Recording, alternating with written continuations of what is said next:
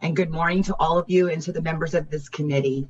For the record, my name is Representative Melanie Morgan, and I represent the 29th Legislative District.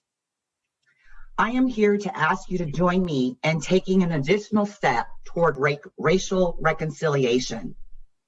The bill before you, Substitute House Bill 1016, will make Juneteenth a state-paid holiday to commemorate the end of chattel slavery and honor those who were held in captivity, and to acknowledge that this atrocity has caused over 12 generations of trauma, known as post-traumatic slave syndrome.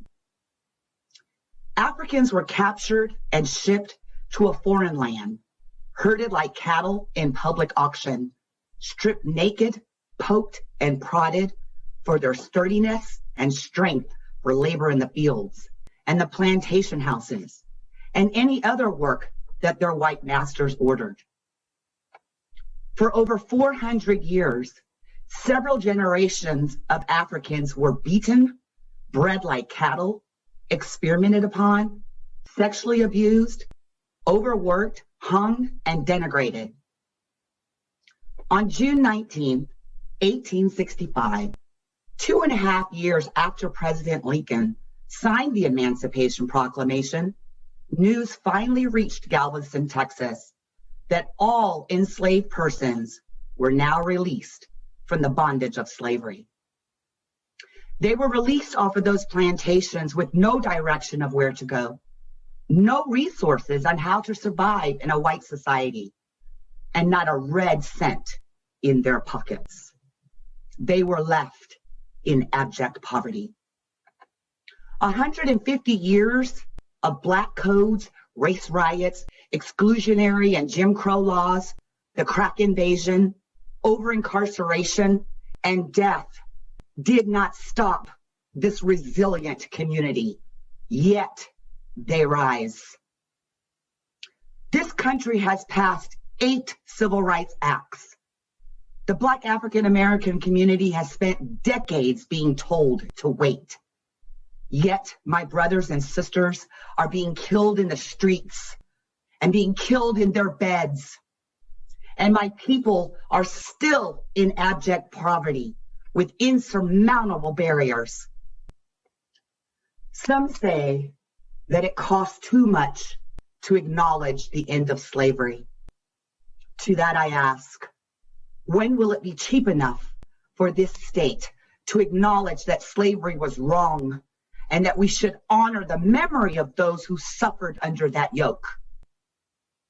The data shows that this country made over $3 trillion on the backs of my ancestors.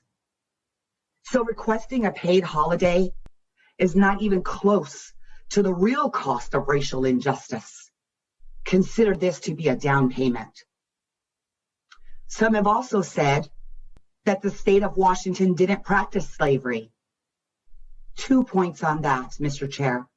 One is the state of Washington benefited from the $3 trillion.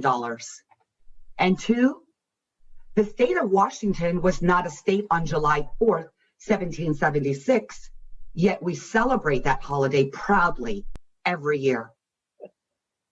Juneteenth, also known as Emancipation, Freedom, Jubilee, Liberation Day, being known by many names, tells me that this day is so monumental. It changed the course of our country. That one name doesn't give it justice. Virginia, Massachusetts, New York, Pennsylvania, and even Texas are other states that have done the right thing and recognize June 19th as a state-paid holiday. Let us join our country persons and follow their lead. As this recognition is about a true acknowledgement that chattel slavery happened in this country. Without this, Mr. Chair, then how can we advocate for true racial equity? Today, we can take a step towards reconciliation and healing by acknowledging Black pain and Black trauma. African Americans deserve to have their history remembered. I thank you, and I hope you all will support this important move toward equity, diversity, and inclusion. Black Lives Matter. Happy to answer any questions.